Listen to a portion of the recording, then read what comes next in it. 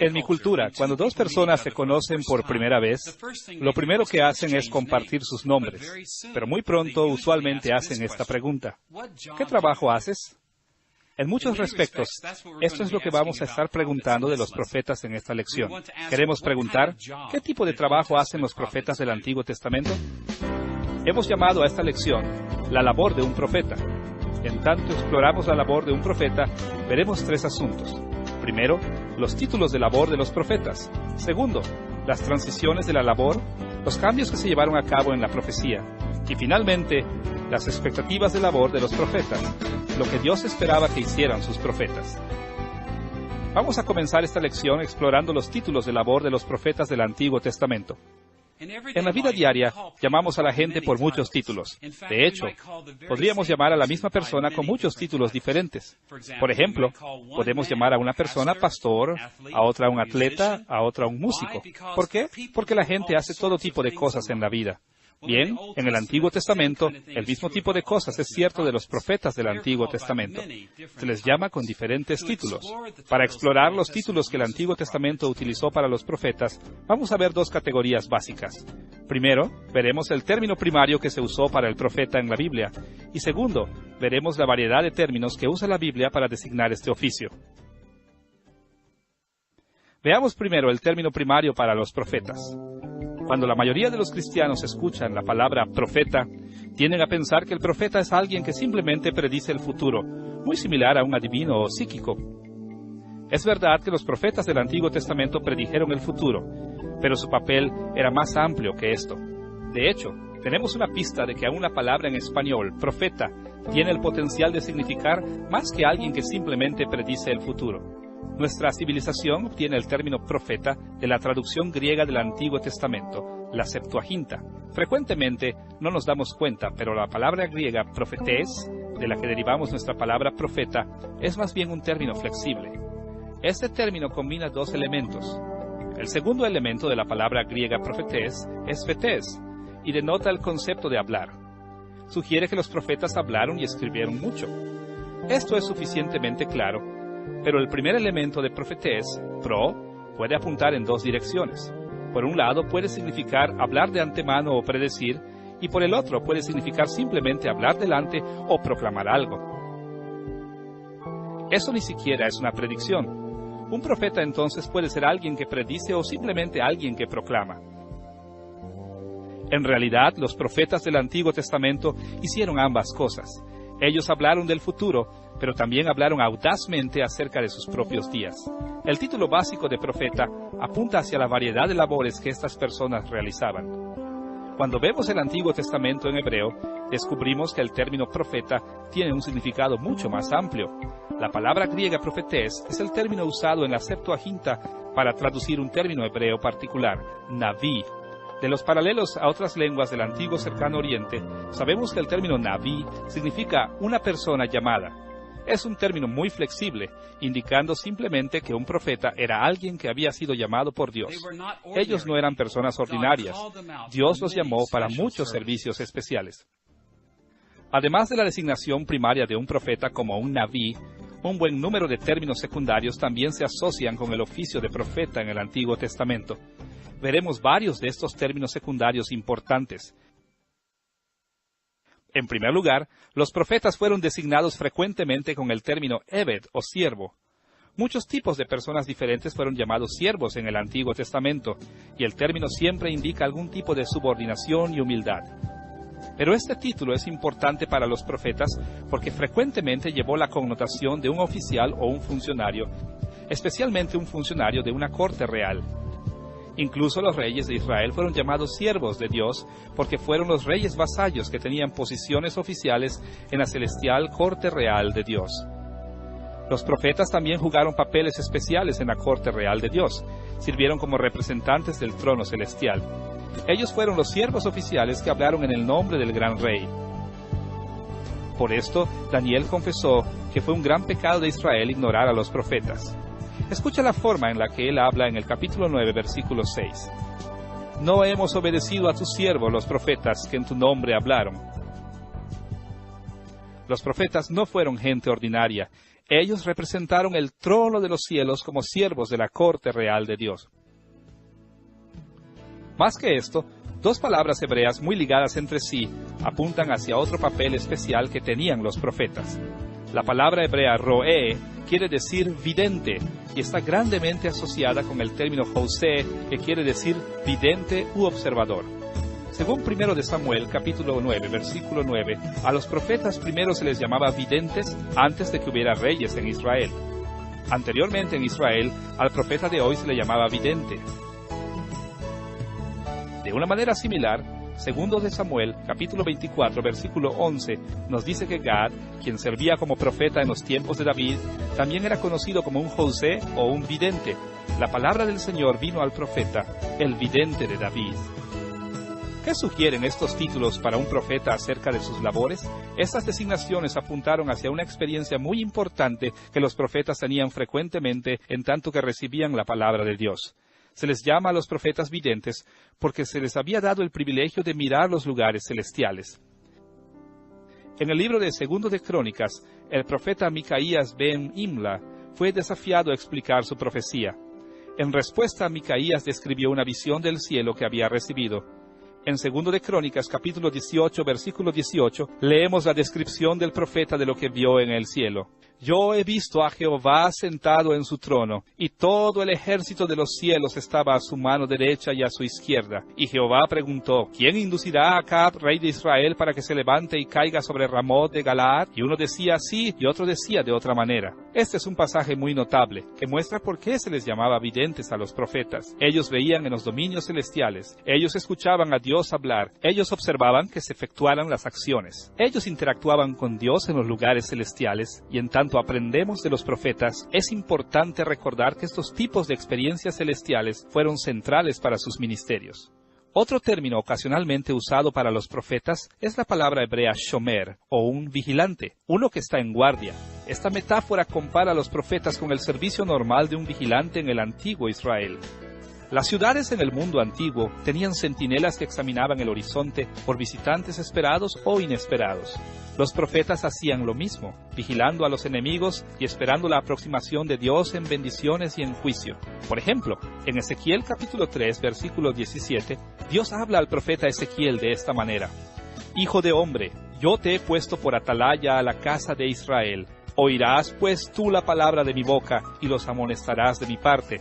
En los tiempos bíblicos, la advertencia del acercamiento de los enemigos o la visita de un amigo era importante para los asuntos de una ciudad.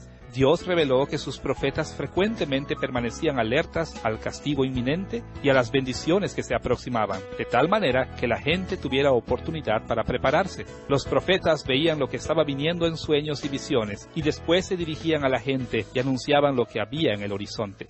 También se les designaba a los profetas ocasionalmente por la palabra hebrea malak, que quiere decir mensajero. En el mundo del Antiguo Testamento no había teléfonos, no había correo electrónico, ni habían televisores. La única forma de comunicarse a larga distancia era por medio de los mensajeros. Cuando los mensajeros recibían un comunicado de una persona, frecuentemente un rey o un general militar, ellos llevaban este mensaje a sus receptores. Con mucha frecuencia se usaban mensajeros cuando había urgencia en comunicarse. El Antiguo Testamento designa a los profetas con este término porque ellos recibían mensajes de Dios y llevaban estas comunicaciones urgentes al pueblo de Dios. Por ejemplo, cuando los de Judá regresaron a Jerusalén del exilio babilónico, hubo un tremendo desánimo. Así que el Señor llamó a Ageo, el profeta, y lo envió con un mensaje. Por esta razón, Ageo capítulo 1, en el versículo 13, habla del profeta en esta manera. Entonces Ageo, enviado de Jehová, habló por mandato de Jehová al pueblo diciendo, Yo estoy con vosotros, dice Jehová. La designación de un mensajero hace claro que los profetas no llevaban sus propias ideas al pueblo de Dios. Por el contrario, ellos servían como enviados de Yahweh y hablaban de parte de Dios. Finalmente, debemos mencionar que algunas veces se les llamaba a los profetas Ish Elohim, un hombre de Dios. La designación hombre de Dios puede traducirse también como hombre que proviene de Dios. Este título apunta hacia el especial papel sagrado que tenían los profetas. Ellos eran seleccionados y enviados por Dios. Como tales, los profetas tenían protección especial de parte de Dios y tenían una autorización especial.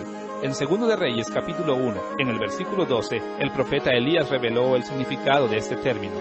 Allí le dice, si yo soy varón de Dios, descienda fuego del cielo y consúmate con tus 50. Y descendió fuego del cielo y consumió a ese oficial y sus 50. La divina autorización de Elías se demuestra por una exhibición milagrosa de fuego en contra de aquellos que se oponían al profeta. Elías no era un hombre común y corriente. Él había sido enviado por Dios. Dios estaba de su parte. Así que hemos visto que los profetas del Antiguo Testamento tenían muchas designaciones y títulos. Nuestra investigación únicamente ha tocado un puñado de esta variedad de títulos que son usados en el Antiguo Testamento. Pero podemos ver una cosa claramente. Los profetas fueron mucho más de lo que la mayoría de la gente piensa. No fueron meramente psíquicos o adivinadores. Ellos tuvieron una variedad de títulos porque tuvieron una variedad de servicios. Y si queremos entender la profecía del Antiguo Testamento, tenemos que ampliar nuestra idea de lo que es un profeta. Hasta aquí hemos visto una variedad de títulos de labores que llevaban los profetas del Antiguo Testamento. Ahora debemos de dirigirnos a nuestro segundo tópico. ¿Qué transiciones tuvieron lugar en la labor de un profeta? He tenido muchos trabajos en mi vida y ha habido una cosa que ha sido verdad de cada uno de ellos. Todos ellos han cambiado. He trabajado por un tiempo y la próxima cosa que sé es que el trabajo es diferente de lo que era anteriormente. Bueno, pues algo similar es verdadero de los profetas del Antiguo Testamento. Ellos tenían una labor que realizar, pero en tanto se desarrollaba la historia de la Biblia, sus labores pasaron por transiciones. Para entender cómo pasaron por transiciones las labores de los profetas del Antiguo Testamento, nos ayudaría a pensar en la profecía durante 4 etapas históricas. El período premonárquico, el tiempo antes de que se levantaran reyes en Israel. El período monárquico, el período exílico, provocado por las invasiones mesopotámicas a la tierra, y el período post-exílico, cuando Israel regresó del exilio. Vamos a ver primero a los profetas durante el período premonárquico. Cuando exploramos estos tiempos, antes de que hubiera un rey en Israel, es fácil ver varios aspectos de la profecía. Primero, había relativamente pocos profetas durante este tiempo.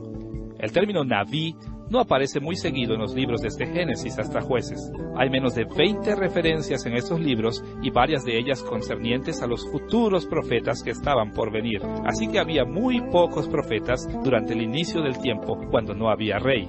Además de esto, durante el período premonárquico, los profetas exhibieron una variedad amplia de servicios relativamente informales. Muchas de sus labores parecen haber sido temporales, designadas para situaciones particulares y tiempos particulares. El término Naví se usa en el período premonárquico para significar una amplia variedad de gente haciendo muchas cosas diferentes.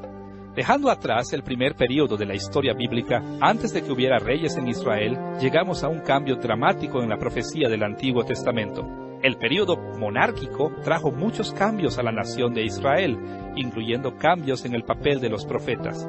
En contraste con el período premonárquico, ya aparecen los profetas en grandes cantidades. Una y otra vez leemos de este profeta y de aquel profeta en los libros como Samuel, Reyes y Crónicas. De hecho, hubo más profetas en la Biblia durante este periodo de tiempo que cualquier otro.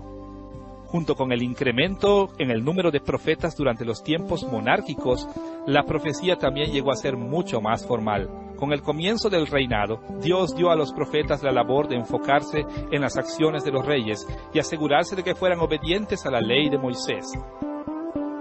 Aunque Dios quería que Israel tuviera un rey humano, Él sabía también que los reyes de naturaleza humana caída presentarían un peligro serio a la nación.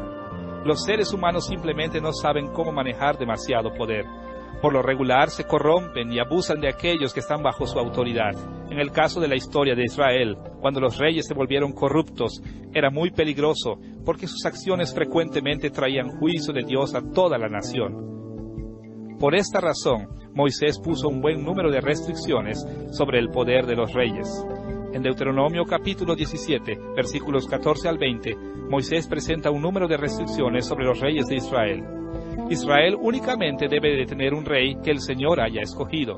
El rey debe de ser de entre tus hermanos, en otras palabras, un israelita. El rey no debe de adquirir gran cantidad de caballos, no debe regresar a Egipto, no debe de tener muchas esposas, y con esto probablemente Moisés se refirió a las esposas extranjeras. Él no debe de acumular grandes cantidades de plata y oro. El rey debe de escribir una copia para él de la ley de Moisés, y el rey debe de leer la ley todos los días de su vida.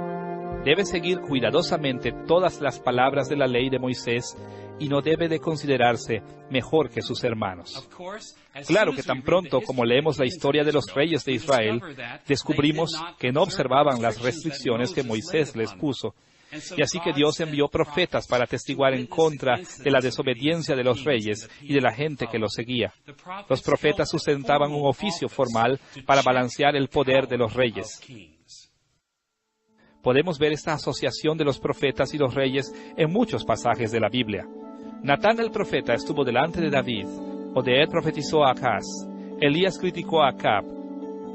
Ahora, sin necesidad de decirlo, no todos los profetas sirvieron oficialmente en la corte real. Muchos profetas verdaderos fueron rechazados por los reyes de su tiempo, pero ya sea en las cortes o en las calles de las ciudades, los profetas del período monárquico hacían responsables a los reyes y a otros funcionarios ante la ley de Dios. Ellos servían a Dios, en algunas ocasiones, indicando cuándo los reyes y los oficiales violaban la ley de Dios. Así que, durante el período monárquico, vemos un aumento de profetas, y también vemos una función más formal para los profetas en tanto servían al Señor en las cortes de los reyes. Ahora que hemos visto algunos de los desarrollos en la profecía desde el período premonárquico hasta el período monárquico, debemos dirigir nuestra atención al período del exilio. ¿Qué le pasó a la profecía durante el exilio? Bien, en el año 722 a.C., Samaria, la capital del norte de Israel, cayó ante los asirios, y en el año 586 a.C., Jerusalén cayó ante los babilonios. Un gran número del pueblo de Dios fue tomado de sus tierras y fueron exiliados a otras naciones. Durante este tiempo, dos rasgos caracterizaron los ministerios de los profetas. Primero, hubo una disminución numérica de profetas. No hubo muchos profetas que fueran lo suficientemente prominentes para tener sus profecías registradas en la Biblia. Daniel y Ezequiel, por ejemplo, son los mejores conocidos de los pocos que había durante este tiempo.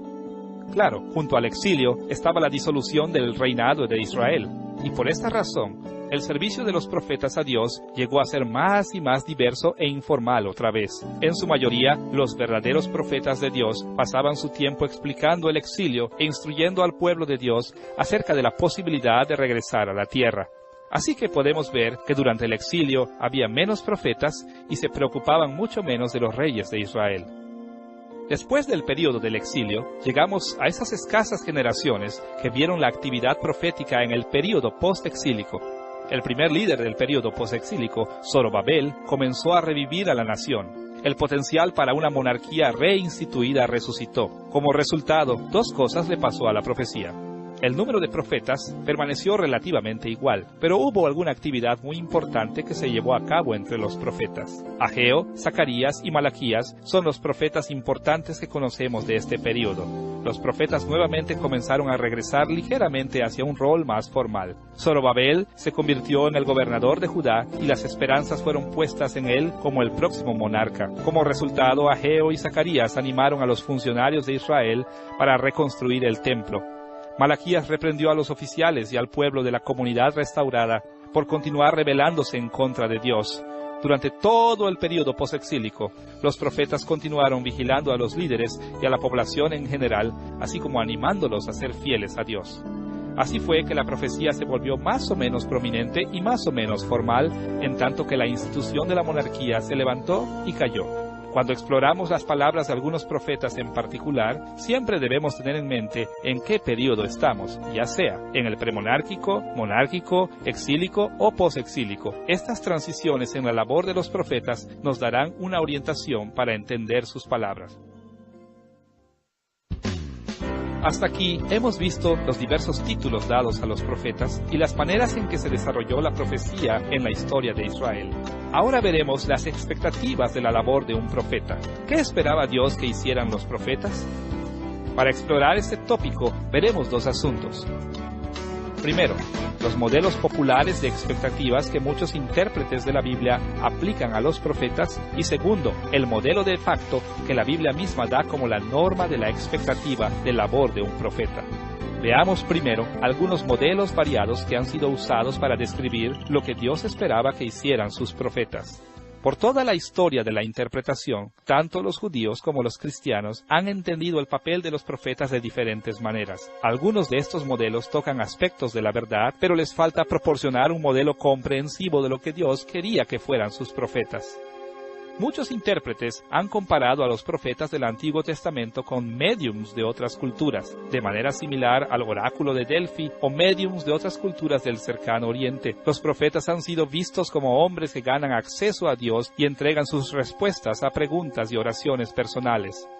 Ahora, pienso que tenemos que admitir que los profetas jugaron este papel en la Biblia de cuando en cuando, pero como veremos, esta perspectiva no es adecuada para un modelo abarcador de lo que se esperaba que debían hacer los profetas. Otra idea popular de lo que hacían los profetas en el Antiguo Testamento es que eran fundamentalmente personas que predecían el futuro o eran adivinos. Cuando alguien quería saber qué pasaría después, iba a algún profeta para saber. Una vez más, hay algo de verdad en esta perspectiva, porque frecuentemente los profetas predecían lo que iba a suceder en el futuro. Dios les daba visiones, así que las proclamaban a las personas apropiadas. Sin embargo, debemos de ser cuidadosos en no pensar de la adivinación como el corazón o el centro de la profecía del Antiguo Testamento. Algo mucho más grande y significativo se esperaba de los profetas del Antiguo Testamento. Estos modelos populares para la profecía pueden ayudarnos de algunas maneras, pero también obscurecen la expectativa más fundamental que Dios tenía para sus profetas. El modelo más comprensivo que el Antiguo Testamento usa para describir la profecía es un modelo de pacto. En tanto comenzamos a explorar el modelo de pacto para la profecía, debemos de recordar que por siglos los judíos y los cristianos han reconocido que el pacto es un concepto central en la Biblia. Pero nuestro entendimiento de la idea bíblica del pacto ha mejorado a través de los años, así que debemos comenzar pensando acerca de los entendimientos pasados del pacto y después en los entendimientos más contemporáneos. Los entendimientos pasados del pacto han funcionado bien, pero con muy poca idea fuera del contexto histórico del que creció el concepto de pacto de la Biblia. No hemos sabido mucho acerca de los contextos de los pactos del Antiguo Testamento del Antiguo Cercano Oriente hasta recientemente. Así que los teólogos no tuvieron otra elección más que leer sus propias ideas de pacto hacia la Biblia. Generalmente ellos leen los pactos del Antiguo Testamento en términos de la ley romana o argumentos legales contemporáneos. Por ejemplo, cuando escuchamos que el pacto es un acuerdo entre dos o más personas, como se dice frecuentemente, esta formulación u otras formulaciones similares no están del todo mal, pero son un poco vagas para que nos den mucha ayuda. En el pasado, los teólogos entendieron el pacto de esta manera general porque ellos no podían hacerlo mejor. Pero nuestro entendimiento contemporáneo del pacto es mucho más completo que estas formulaciones pasadas. En décadas recientes, muchos descubrimientos arqueológicos importantes nos han ayudado a hacer grandes descubrimientos en nuestro entendimiento de los pactos en el Antiguo Testamento. Estos descubrimientos ponen en una mejor posición el entendimiento de cómo el pacto estableció las expectativas de la labor de los profetas del Antiguo Testamento. Los descubrimientos en el Antiguo Cercano Oriente han demostrado que el Antiguo Testamento frecuentemente describe la relación de Dios con Israel en maneras que fueron muy similares a los tratados políticos que existieron en el Antiguo Mundo. Por todo el Antiguo Mundo del Medio Oriente, frecuentemente existieron los tratados internacionales entre una nación y otra. Aunque hubo una variedad en la manera en que se formaron estos tratados, también hubo una consistencia. Así que la gente de toda la región entendía cómo funcionaban estos tratados. Por esta razón, el Señor relacionó a Israel en pactos que hacían paralelo en muchas maneras a estos tratados en el Antiguo Cercano Oriente. En los tiempos bíblicos, los tratados frecuentemente se establecían entre naciones de estatus igual, y llamamos a estos tratados tratados de igualdad. Por ejemplo, un tratado entre los imperios egipcio y asirio debió haber sido entre iguales en ciertos periodos de la historia. Pero con mayor frecuencia, los tratados en el Antiguo Mundo eran acuerdos entre un gran emperador y un rey de menor estatus de una ciudad o nación pequeña. Por ejemplo, varias veces, reyes de los cananeos de las ciudades-estados hacían tratados con el gran imperio egipcio. Estos tipos de tratados son conocidos como tratados de soberano vasallo. El término soberano quiere decir simplemente el zar o el emperador, y el vasallo quiere decir, claro, los siervos del gran emperador. Los soberanos o grandes emperadores establecían las reglas de la relación y proporcionaban protección y cuidado. En pago, los estados vasallos o siervos mostraban lealtad al soberano al pagar impuesto y apoyar sus esfuerzos en la guerra. Un aspecto importante de estos tratados de soberano vasallo era el papel especial que daban los emperadores a los representantes o emisarios. Frecuentemente, los soberanos enviaban emisarios o embajadores, quienes recordaban a los vasallos los términos de sus tratados. Estos emisarios actuaban como fiscal del tratado del pacto. Ellos trataban que los estados vasallos cumplieran con los términos de sus arreglos, pero frecuentemente no lo hacían. Ahora, los emperadores eran muy pacientes con sus naciones vasallas, pero, al final, si los vasallos rehusaban escuchar las palabras del emisario, el gran emperador vendría con sus fuerzas militares para derrotar esas pequeñas naciones. La función de los emisarios en el antiguo Cercano Oriente proporcionó un modelo para los profetas del Antiguo Testamento. Los profetas sirvieron como emisarios de Dios o los fiscales de su pacto. Ellos recibieron sus mensajes desde el trono del emperador divino, y el emperador divino habló a su nación vasalla por medio de ellos. Ocasionalmente, los profetas elogiaron a Israel por cumplir con su pacto, pero principalmente le advertían que las continuas violaciones traerían el ataque de un Dios colérico. Sería difícil sobreenfatizar esta intuición de la profecía del Antiguo Testamento.